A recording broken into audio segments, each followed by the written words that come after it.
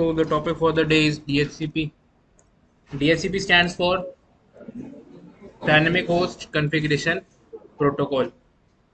It is a protocol used to assign IP addresses to hosts automatically. DHCP होता क्या है, functioning क्या है, और अगर DHCP नहीं चल रहा है, इसके बारे में थोड़ा बहुत ओवरव्यू हम काफी बार डिस्कस कर चुके हैं. याद है स्टार्टिंग में जब हमने रिजर्व्ड आईपी एड्रेसेस पढ़ा था, तब उस केस में हमने अपीपा पढ़ा था. अपीपा के टाइम पे भी डीएचसीपी की थोड़ी सी हम वर्किंग या फंक्शनिंग हमने डिस्कस करी थी. दूसरा, जब हमने 0.0 वाला एड्रेस पढ़ा था, तब मैंने आपको बताया था कि डीएचसीपी के मैसेजेस में ये पर्टिकुलर एड्रेस यूज होता है. ठीक है, तब भी हमने डीएचसीपी की फंक्शनिंग यूज करी थी. ये तो आप पेजेस पलट के देख सकते हो, स्टार्टिंग के पहले दूसरे तीसरे दिन में बताया होगा. ठीक है, DHCP is a layer 7 protocol. It is a client server model based protocol. Client server model based protocol का सिंपल सा मतलब है, एक हमारे पास क्या होगा, सर्वर, और एक क्या होगा, क्लाइंट.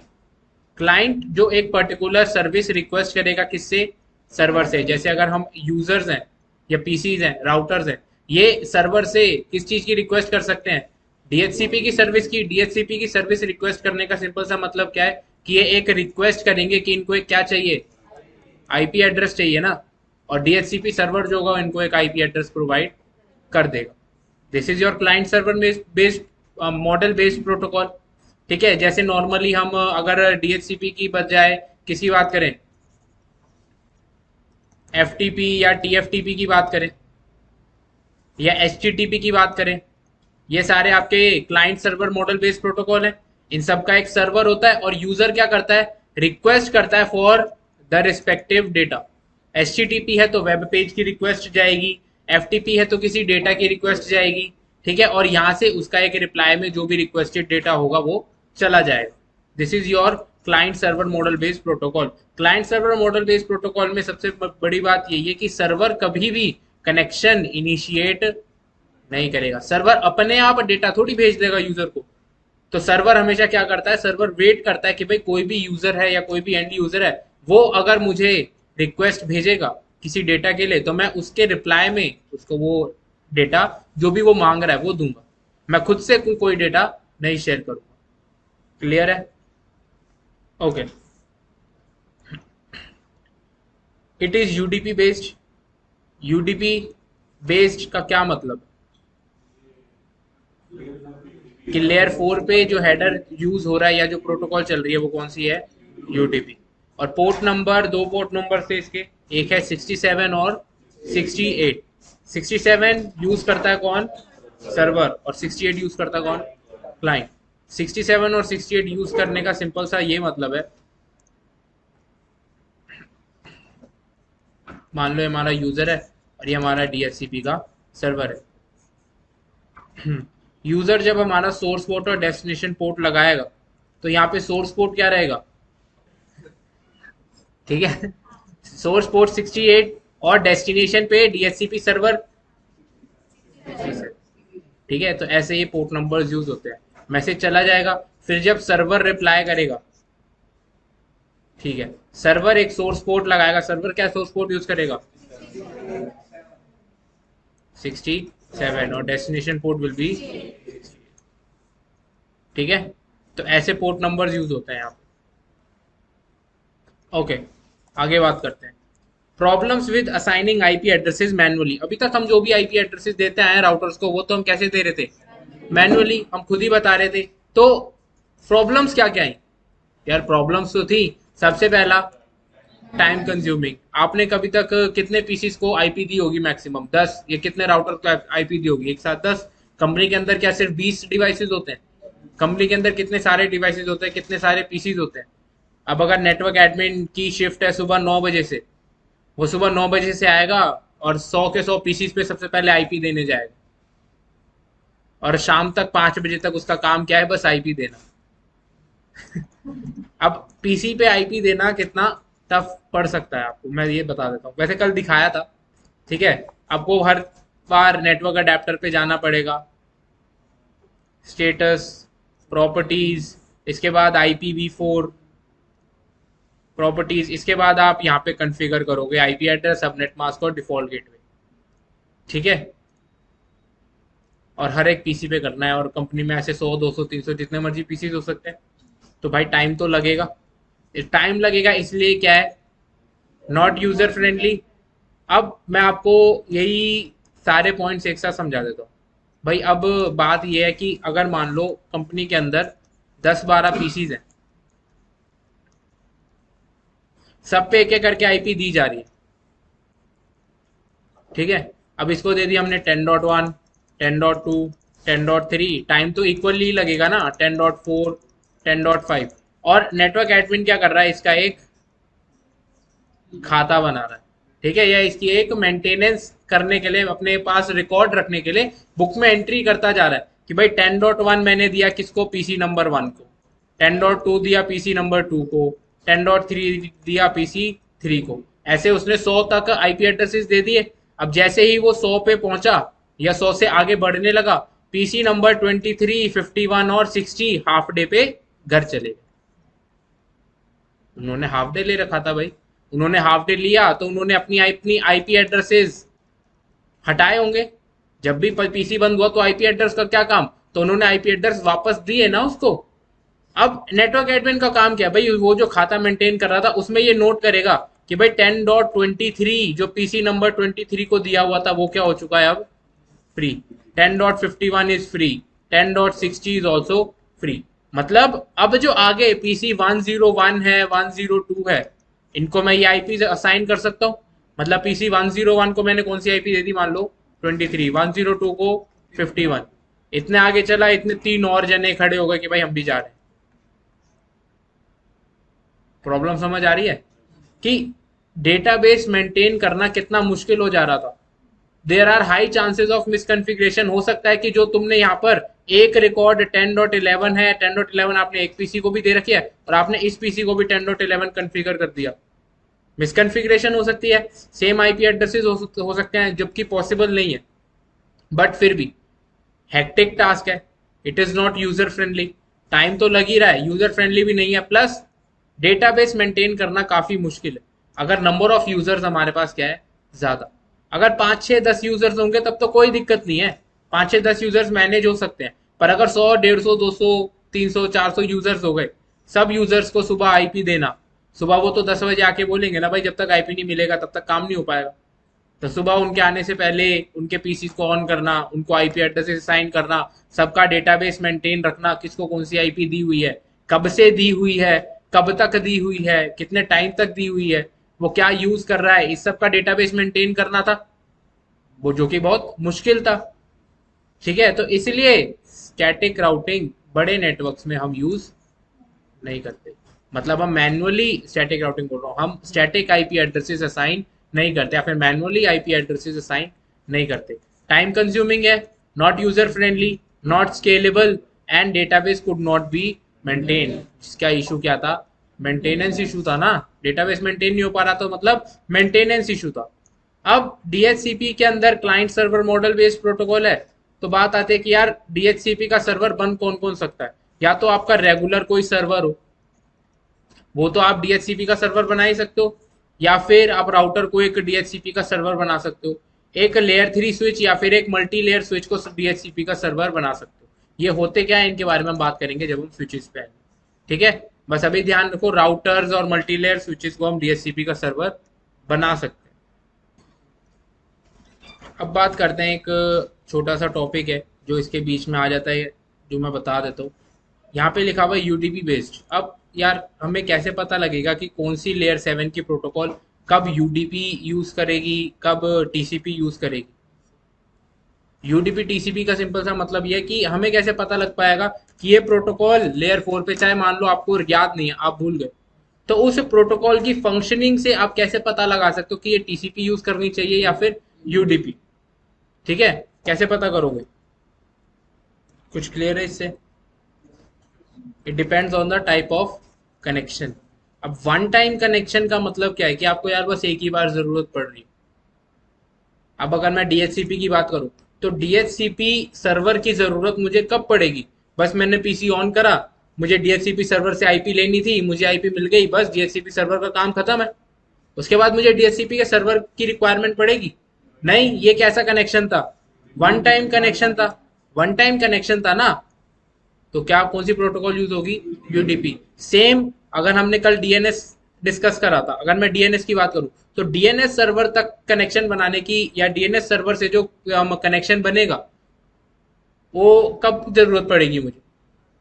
जब भी मुझे कोई नेम टू आईपी रिजॉल्व करवाना होगा, है ना। वन टाइम ही है यार, मुझे एक बार आईपी मिल गई, मैं फिर दोबारा डीएनएस सर्वर के पास थोड़ी जाऊंगा। मुझे एक बार उस नेम से रिलेटेड होस्ट नेम से बाइंडेड आईपी मिल गई, बस काम खत्म, है ना। डीएनएस सर्वर की भी दोबारा जरूरत नहीं पड़ेगी। ये कैसा कनेक्शन था? One time connection. अब रेगुलर कनेक्शन क्या होगा? रेगुलर कनेक्शन का मतलब हो गया यार कि मान लो आप जैसे नॉर्मल एचटीटीपी कर रहे हो, आप वेब पेज स्क्रॉल कर रहे हो। अब वेब पेज आप अगर स्क्रॉल करते हो तो एक वेब पेज है, ठीक है, उसके बाद सेकंड पेज होगा, थर्ड पेज होगा। आप रेगुलर स्क्रॉल करते जा रहे हो, रीडिंग कर रहे हो, एडिशनल लिंक्स हैं उनको ओपन कर रहे हो, ठीक है। एक साइट है, आप साइट ब्राउज करते जा रहे हो, उसके अंदर पेजेस भी हैं, सेल्स का भी डिपार्टमेंट है, एल्यूमिनाई है या कोई भी कॉलेज वेबसाइट है, मतलब आप रेगुलर वेब सर्फिंग करते जा रहे हो। कनेक्शन तो आपका एक बार बनेगा ना, किसके साथ? आपके वेब सर्वर के साथ, या जो भी एचटीटीपी या एचटीटीपीएस सर्वर के साथ होगा। तो बार बार डेटा आ रहा है जा रहा है, आ रहा है जा रहा है, आ रहा है जा रहा है, तो ये किस टाइप का कनेक्शन हो गया? रेगुलर कनेक्शन हो गया, जिसके लिए प्रोटोकॉल कौन सी यूज होगी? टीसीपी, ठीक है। तो इसके इस हिसाब से डिसाइड होता है कि यार कौन सी लेयर 7 प्रोटोकॉल क्या यूज करेगी। अब आपको अगर ध्यान भी नहीं है कि ये हमारा यूडीपी यूज करता है या टीसीपी यूज करता है, तो आप इस सिनेरियो से पता लगा सकते हो कि यार इस पर्टिकुलर प्रोटोकॉल की वर्किंग क्या है, कैसे काम करती है। कनेक्शन जो है वो एक बार ही के लिए ही हमें यूज करना होता है या फिर रेगुलर यूज का होता है। अब जैसे अगर मैं एफटीपी की बात करूं तो फाइल ट्रांसफर रेगुलरली होगी ना, जब तक पूरी फाइल ट्रांसफर नहीं हो जाती, तो ये रेगुलर कनेक्शन हो गया, ठीक है। ओके। और दूसरा आ जाता है, अगर टीसीपी की बात करें तो आ जाता है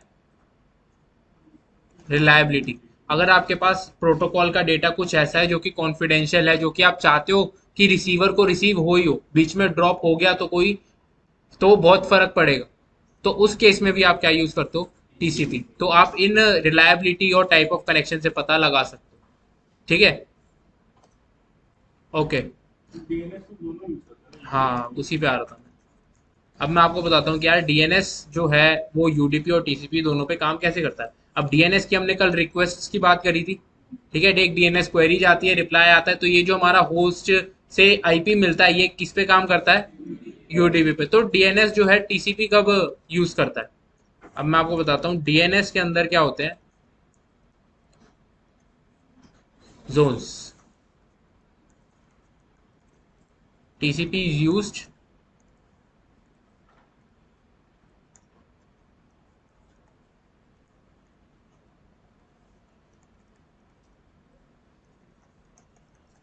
TCP is use for zone transfers in DNS. अब जोन ट्रांसफर्स क्या होते हैं यार? जब भी कंपनी के अंदर मान लो एक हमारा डेटाबेस है, डीएनएस वो डीएनएस का सर्वर है, कभी भी एक सर्वर नहीं होता हमारे पास। एक क्या होता है?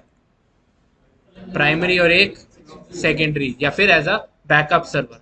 तो ये दोनों सर्वर जो है ना वो एक दूसरे से कनेक्टेड होते हैं। अब ये प्राइमरी डीएनएस सर्वर आपका कैसा काम कर रहा होता है? रिजॉल्वर की तरह। मतलब इसके पास नए नए नेम्स आते रहते हैं और ये उन नेम्स को रिजॉल्व करवाता रहता है। मतलब प्राइमरी डीएनएस का जो डेटाबेस होगा वो फ्रीक्वेंटली अपडेट होता जा रहा होगा, है ना। प्राइमरी डीएनएस का जो डेटाबेस होगा वो फ्रीक्वेंटली अपडेट होता जा रहा है, उसमें नई नई एंट्रीज बनती जा रही है। पर सेकेंडरी डेटाबेस पे तो कोई रिक्वेस्ट आई नहीं रही, इसका डेटाबेस अपडेट हो ही नहीं रहा, इस पे जो इनिशियल डेटाबेस था वही है। तो इनमें जोन्स ट्रांसफर होते हैं, मतलब इन डीएनएस सर्वर्स के अंदर जोन्स होते हैं, जिसके अंदर क्या होता है आपका डेटाबेस। मतलब प्राइमरी डीएनएस सर्वर जो है वो अपना database time to time secondary server पे कॉपी करता रहता है कि यार अगर प्राइमरी डीएनएस सर्वर डाउन चले जाए तो सेकेंडरी डीएनएस सर्वर को फिर से वो वाली आईपीज रिजॉल्व ना करनी पड़े, उसके पास पहले से पूरा डेटाबेस होना चाहिए। तो इसे कहते हैं हम जोन ट्रांसफर। और इस डेटाबेस ट्रांसफर करने के लिए डीएनएस क्या यूज करता है? टीसीपी। टीसीपी यूज क्यों करता है? डेटाबेस बीच में ड्रॉप नहीं होना चाहिए। अगर प्राइमरी डीएनएस डेटाबेस भेज रहा है तो सेकेंडरी रिसीवर को एक्नॉलेज करना पड़ेगा। उसको रिलायबिलिटी चाहिए कि मैं जो डीएनएस डेटाबेस भेज रहा हूँ वो सामने वाले रिसीवर पे प्रॉपरली पहुंच रहा है। ठीक है, यूडीपी यूज नहीं कर सकते कि डेटाबेस भेज दिया, सामने वाले को पहुंच रहा है या नहीं पहुंच रहा वो हमें नहीं पता। कंफर्मेशन टीसीपी में ही आएगी ना। ठीक है, तो चलो डीएचसीपी पे वापस आते हैं। इतनी बात क्लियर हो गई? ठीक है भाई, डीएचसीपी के अंदर 4 पैकेट्स होते हैं। पहला है आपका DHCP discovery, DHCP offer, DHCP request and DHCP acknowledgement. These 4 messages collectively form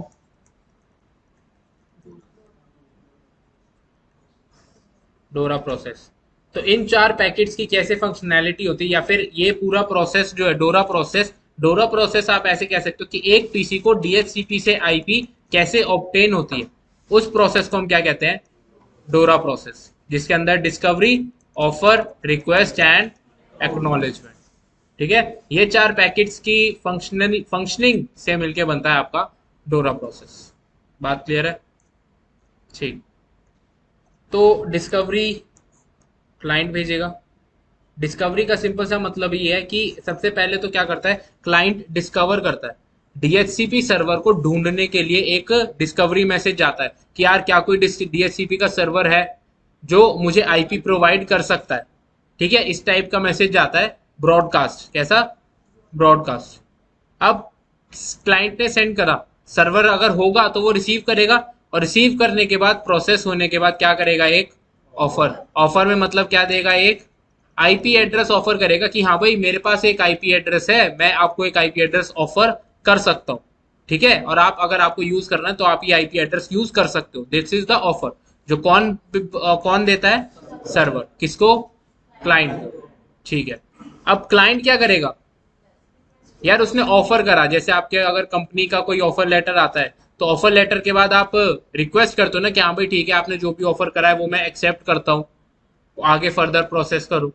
ठीक है, तो क्लाइंट क्या करता है? इसकी रिक्वेस्ट भेजता है कि हाँ भाई जो आपने ऑफर करा है मैं उस ऑफर को एक्सेप्ट करता हूँ।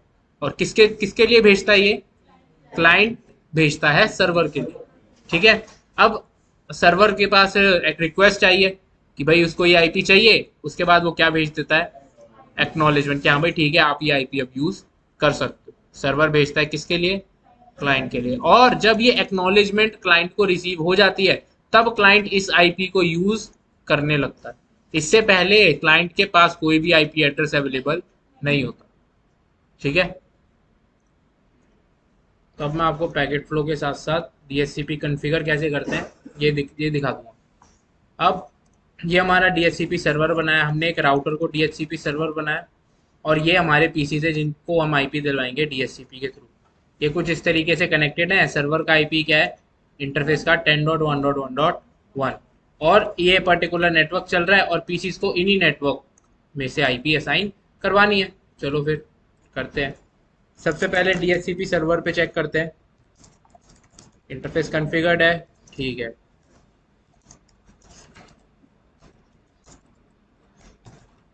ठीक है, कोई भी डीएचसीपी का पूल कॉन्फ़िगर्ड नहीं है। अब डीएचसीपी का पूल क्या होता है?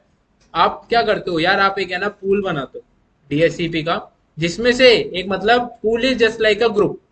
आप एक ग्रुप डिफाइन करते हो कि यार अगर कोई भी डीएचसीपी की रिक्वेस्ट लेकर आए तो इस पर्टिकुलर ग्रुप में से एक आईपी आप उसको यूजर को असाइन कर देना। इसको हम क्या कहते हैं? इस ग्रुप को क्या कहते हैं हम? पूल, डीएचसीपी का पूल। ठीक है, तो एक पूल क्रिएट करते हैं सबसे पहले तो, और फिर देखते हैं पूल के अंदर क्या क्या हम बता सकते हैं। तो पूल क्रिएट करने के लिए आईपी डीएचसीपी पूल, और फिर पूल का नाम जो भी आप उस ग्रुप का नाम देना चाहते हो। ठीक है, तो अब यहाँ पे हम क्या क्या चीजें बता सकते हैं, यहाँ पे मैं आपको दिखाता हूँ। हम क्या क्या बताएंगे? हम बताएंगे कि पीसीज के लिए डिफॉल्ट राउटर कौन होना चाहिए। डिफॉल्ट राउटर मतलब उन पीसीज का डिफॉल्ट गेटवे। ठीक है, डिफॉल्ट गेटवे कौन होना चाहिए?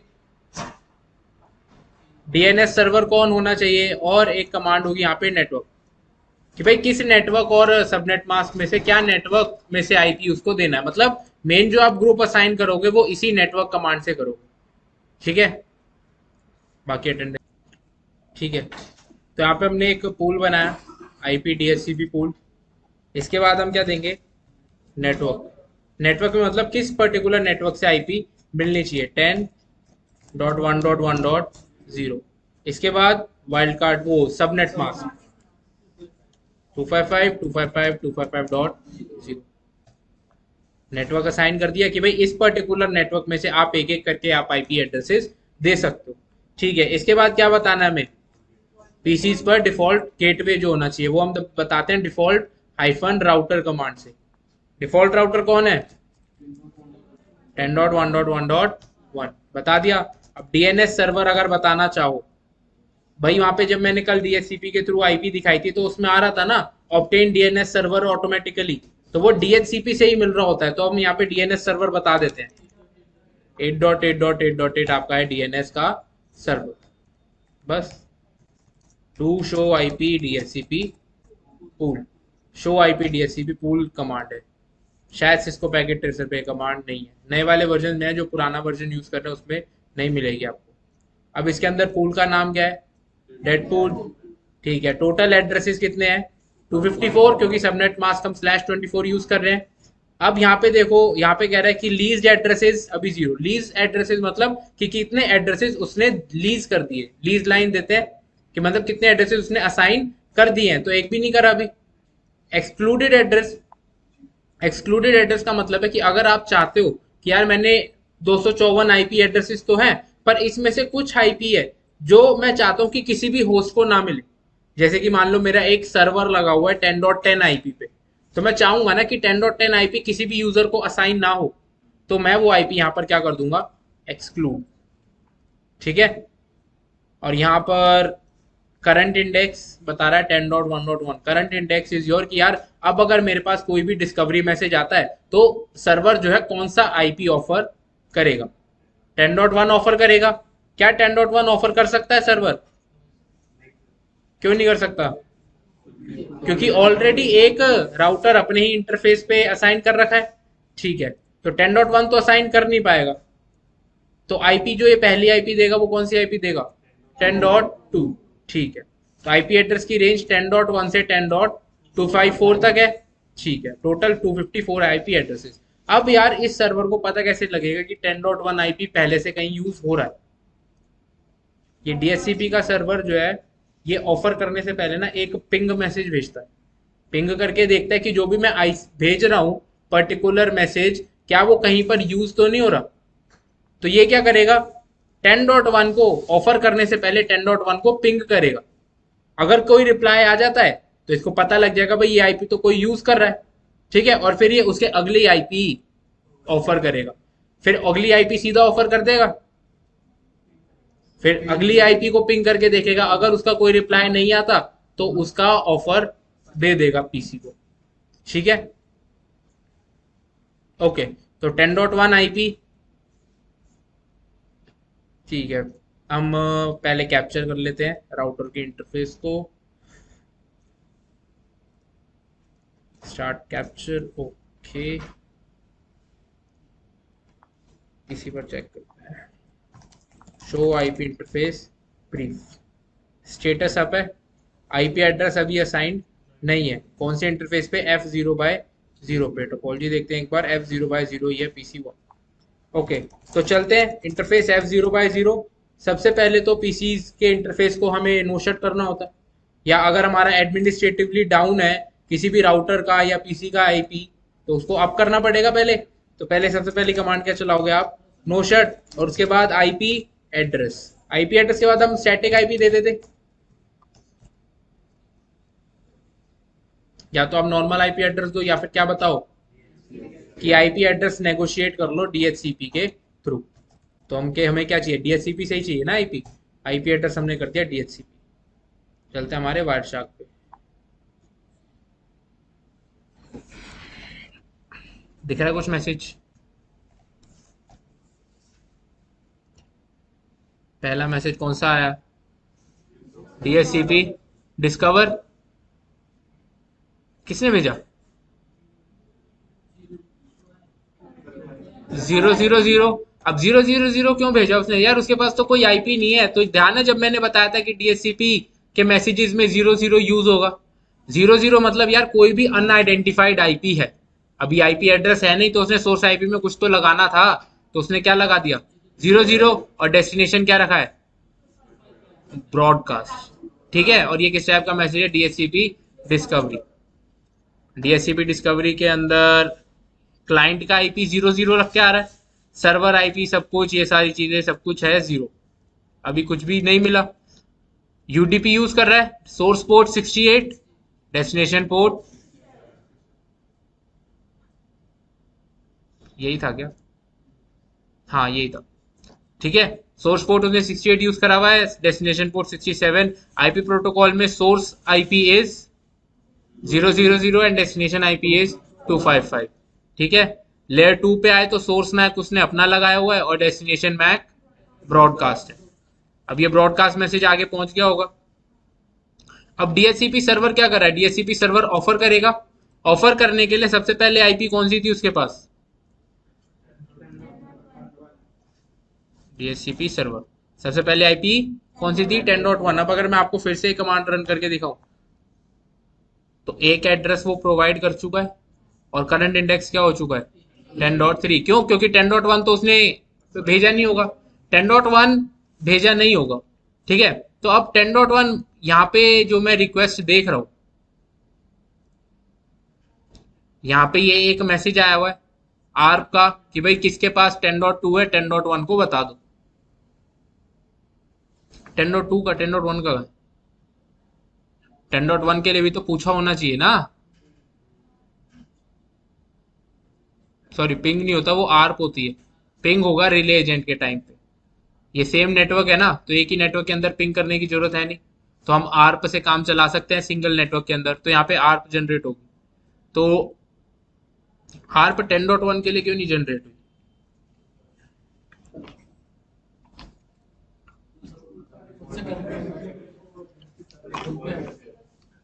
अपने ही इंटरफेस से कनेक्टेड है ना, तो अपने इंटरफेस को पिंग कर दिया होगा नहीं, या अपने इंटरफेस से रिप्लाई आ गया होगा उसके।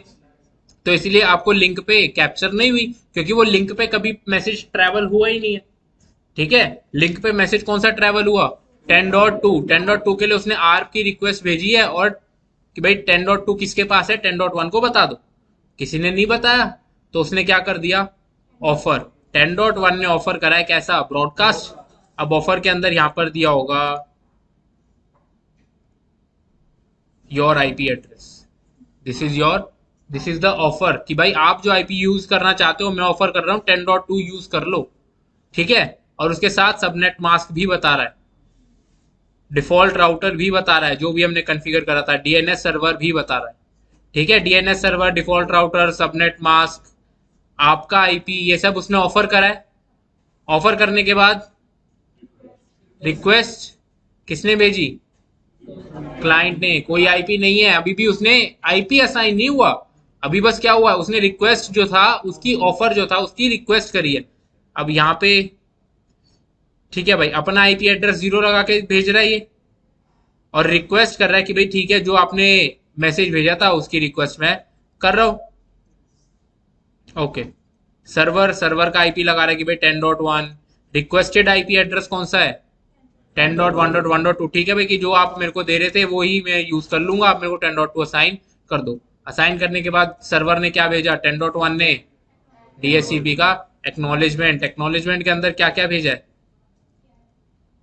कि आपका आईपी एड्रेस क्या है।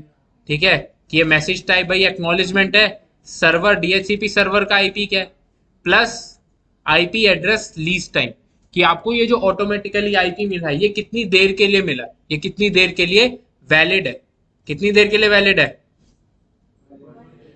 तो राउटर जो आईपी देता है वो कितने दिन के लिए देता है, एक दिन के लिए, यानी कि 86400 सेकेंड्स। आगे है रिन्यूअल टाइम। रिन्यूअल टाइम कितना है 12 घंटे। मतलब हर 12 घंटे बाद आपको क्या करना पड़ेगा, क्लाइंट को ये आईपी एड्रेस रिन्यू करवानी पड़ेगी। आपने 12 घंटे तक यूज करी, अगर आपको और 12 घंटे या उससे ज्यादा तक यूज करनी है तो आप क्या भेजोगे, रिन्यूअल मैसेज भेजोगे डीएचसीपी का कि भाई सर्वर के पास कि भाई मेरे को ये आईपी रिन्यू करनी है, और फिर 12 घंटे के बाद फिर से जो लीज टाइम है 24 घंटे के लिए रीसेट कर दिया जाएगा। मतलब हर 12 घंटे के बाद आपको क्या भेजना होता है, रिन्यूअल, अगर आपको यूज करनी है। अगर रिन्यू नहीं करनी मान लो, तो फिर कौन सा मैसेज आता है, रिबाइंडिंग, रिबाइंडिंग मैसेज। रिबाइंडिंग मतलब 21 घंटे के बाद आपने क्या करा, आपने 1 घंटे के, 1 दिन के लिए आईपी ली है 24 घंटों के लिए, 24 घंटे में मान लो आपने 12 घंटे पर रिन्यू नहीं करवाया, तो सर्वर क्या करेगा, सर्वर आपको बोलेगा भाई 21 घंटे हैं, 21 घंटे में मैं रिमाइंड करूंगा। सर्वर भेजता है रिमाइंडिंग मैसेज कि यार 21 घंटे तुम्हारे पूरे हो चुके हैं, अगले 3 घंटे के अंदर अगर तुम रिन्यू नहीं करवाते तो तुम्हारा आईपी वापस ले लिया जाएगा। ठीक है, तो ये होता है रिबाइंडिंग टाइम। 21 घंटे के बाद सर्वर मैसेज भेजता है कि भाई आप अपना आईपी रिन्यू करवाना भूल गए हो। जैसे हम रिचार्ज करवाना भूल जाते हैं तो 3 दिन पहले से, 4 दिन पहले से मैसेज आने लग जाते हैं कि रिचार्ज खत्म होने वाला है। ठीक है, तो यही रिमाइंडिंग मैसेज है कि भाई आपका आईपी भी खत्म होने वाला है, और सबनेट मास्क भेज रहा है, डिफॉल्ट गेटवे की इंफॉर्मेशन, आपका डीएनएस सर्वर है कि कौन है। ठीक है, ये सब इंफॉर्मेशन उसने दे दी। प्लस डीएचसीपी एक्ट, डीएचसीपी से आईपी रिसीव होते ही ये क्या जनरेट हुई है, एक ग्रेशियस आर, इसको कहते हैं ग्रेशियस आर। किसने भेजी है, 10.2। ग्रेशियस आर क्या होती है, क्लाइंट ने एक ग्रेशियस आर जनरेट करता है। जब भी हम किसी पर्टिकुलर डिवाइस को आईपी एड्रेस असाइन करते हैं ना, तो एक ग्रेशियस आर जनरेट होती है। ग्रेशियस आर जनरेट होने का सिंपल सा मतलब ये है, मैं एक बार क्रॉस चेक कर रहा हूं। क्लाइंट को सर्वर पे भरोसा नहीं होता, सर्वर ने 10.2 ऑफर करा, हमने ले लिया, हमें कैसे पता लगेगा कि यार 10.2 मेरे पास ही है, कोई और बंदा 10.2 आईपी यूज नहीं कर रहा। इस चीज को कंफर्म करने के लिए ग्रेशियस आर्प जनरेट करा जाता है 10.2 के लिए। अब ग्रेशियस आर्प के अंदर ये देखो, आर्प है, सेंडर आईपी क्या है 10.2, टारगेट आईपी क्या है, मतलब सोर्स और टारगेट दोनों सेम रख के वो एक मैसेज भेज देता है। अब अगर किसी पर्टिकुलर पीसी पे 10.2 आईपी चल रहा होगा तो वो रिप्लाई कर देगा। अब अगर वो रिप्लाई आया इस पर्टिकुलर पीसी के पास, तो ये डीएचसीपी सर्वर को क्या बोलेगा कि भाई आपने जो आईपी दिया था वो तो यूज हो रहा है, मुझे दूसरा ऑफर दो, फिर से वो डिस्कवरी मैसेज भेजेगा। ठीक है, तो ये थी आपकी ग्रेशियस आर्प, जिसमें सेंडर आईपी और टारगेट आईपी दोनों क्या रहते हैं, same. Gratuitous ARP is just like your confirmation, normal ARP की तरह ही काम करेगी, आर्प का रिस्पॉन्स जाएगा, आर्प का रिप्लाई आएगा। ठीक है, बट क्या होगा इसके अंदर, सेंडर और टारगेट मैच जो होगा दोनों क्या होंगे, सेम। बस ये वेरीफाई करने के लिए कि भाई जो मैं आईपी यूज कर रहा हूं वो सामने वाला कोई और तो नहीं यूज कर रहा, मतलब gratuitous ARP is use to check the duplicacy. ठीक है, डुप्लीकेट आईपी एड्रेसेस चेक करने के लिए या वेरीफाई करने के लिए आप यूज करते हो ग्रेशियस आर्प। ठीक है, कितने टाइप की आर्प्स पढ़ ली हमने, एक नॉर्मल आर्प, एक प्रॉक्सी आर्प और एक ग्रेशियस आर्प। बस इनके अलावा कोई ध्यान देने की जरूरत नहीं है, जितनी मर्जी आर्प बोलते रहे काम में ही आएंगी। ठीक है भाई, पैकेट फ्लो क्लियर है। ओके, अब मैं आपको एक चीज और दिखाता हूँ। यहाँ पे लीज आईपी एड्रेस देख चुके, अब करंट इंडेक्स बढ़ता रहेगा जैसे जैसे आईपीसी जो है आईपी एड्रेस की रिक्वेस्ट करते रहेंगे। पीसी पे देखो, पीसी 1 पे अगर मैं बात करूँ, किस पे ले लिया हमने आईपी, ये देखो आईपी एड्रेस डीएचसीपी करते ही डीएचसीपी एड्रेस असाइन हुआ है कौन से इंटरफेस पे, F0/0 पे, कौन सा एड्रेस 10.2, मास्क क्या है 255.255.255.0। ठीक है, 12 घंटे बाद, 24 घंटे की लीज टाइम होगी। यहाँ पे देखो, do show IP DHCP binding, binding में आपको दिखाएगा कि भाई कौन हमारा सर्वर है, ये मतलब किसको आईपी दी हुई है, किसको आईपी दी है 10.2, उसका हार्डवेयर एड्रेस, मतलब मैक एड्रेस, मैक एड्रेस नहीं होता, ये एक तरीके का क्लाइंट आइडेंटिफायर होता है। मैक एड्रेस इतना बड़ा थोड़ी होता। ठीक है, ये क्लाइंट आइडेंटिफायर होता है जो डीएचसीपी खुद क्रिएट करता है, जो कि डीएचसीपी के लिए यूनिक होता है। हर पीसी या हर यूजर के लिए डीएचसीपी के लिए एक यूनिक एड्रेस होता है, जस्ट लाइक मैक एड्रेस। पर मैक एड्रेस नहीं होता, मैक एड्रेस से बनता है ये पर्टिकुलर क्लाइंट आइडेंटिफायर होता है। अगर आप यहाँ पे देखोगे तो इसमें इन मैसेजेस के अंदर क्लाइंट आइडेंटिफायर लग के जा रहा होगा।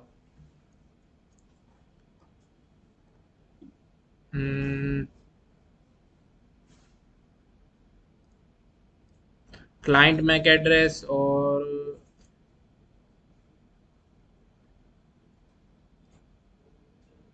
Client identifier.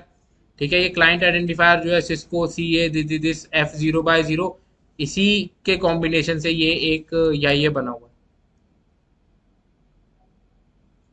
ठीक है, यही बता रहा है। ये तो वायर शार्क ने कैप्चर करा है ना, तो वायर शार्क आपको अल्फाबेट्स भी दिखाता है, पर कमांड लाइन पे आपको नहीं दिखेगा। ठीक है, ओके। अब यहाँ पे लीज एक्सपायरेशन बता रहा है। आज क्या है, 4 अगस्त, 5 अगस्त 2023, 1:10 पे आपकी लीज खत्म हो जाएगी, जो भी आपने आईपी प्रोवाइड करी हुई है। ठीक है, टाइप कैसा है, ऑटोमेटिक, स्टेट है एक्टिव। क्लियर है। अब मैं आपको एक और दिखाता हूँ, एक और मैसेज होता है। अब मैं क्या करता हूँ, पीसी से कर देता हूँ नो आईपी एड्रेस डीएचसीपी। ये देखो कौन सा मैसेज आया यहाँ पे,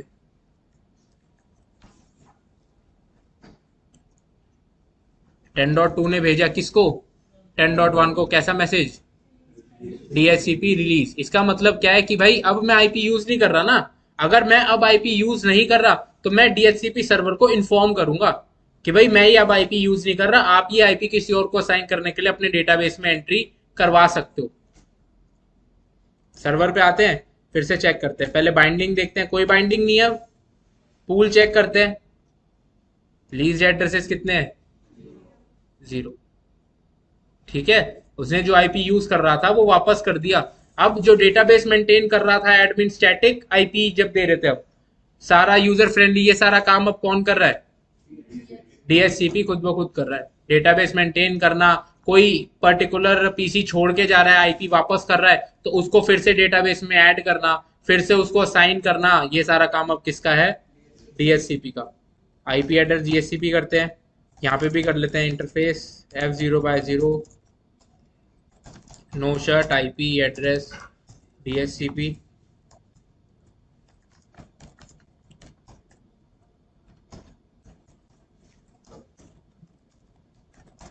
आईपी एड्रेस डीएचसीपी।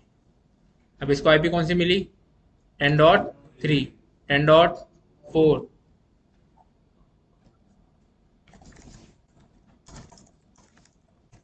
कौन सी आईपी मिली, 10.5। डीएचसीपी सर्वर पे जाके देखते हैं, पूल के अंदर करंट इंडेक्स क्या हो चुका है, 10.6। लीज एड्रेसेस कितने हैं, 3। ठीक है, कैसे डीएचसीपी आईपी दे रहा है, समझ आ रहा है सबको। बेसिक कमांड्स है, हमने क्या करा, हमने सबसे पहले एक पूल बनाया। पूल के बाद हमने क्या करा, नेटवर्क बताया कि भाई किस पर्टिकुलर नेटवर्क में से आपको होस्ट की आईपी देनी है। डिफॉल्ट गेटवे बताया पीसीज का, और डीएनएस सर्वर। अब अगर आपको मान लो लीज जो है बाय डिफॉल्ट कितनी की मिल रही है, 1 घंटे की लीज टाइम मिल रही है ना। IP DHCP pool dead pool में जाते हैं और क्या कॉन्फ़िगर कर देता हूं मैं, लीज टाइम। लीज टाइम में कितना कर सकता हूँ, 0 से इतने दिन, या फिर इन्फिनिट, कभी खत्म ही ना हो। तो मैं कर देता हूँ 0, कितने घंटों के लिए, 1 घंटे के लिए देना है मुझे बस। तो ये पहला जीरो है, 0 days 1 hour 0 minutes। ठीक है, ये आप मैन्युअली लीज डिफाइन कर सकते हो कि 1 दिन की बजाय कितने टाइम तक आपका पर्टिकुलर जो है डीएचसीपी का आईपी मिलना चाहिए या अलॉट होना चाहिए।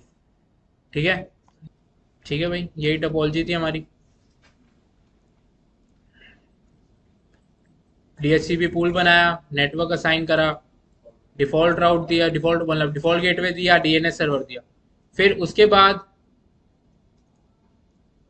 कमांड्स चेक कैसे कर सकते हो आप, show IP DHCP pool to check the configured pools, show IP DHCP binding to check the assigned IP addresses.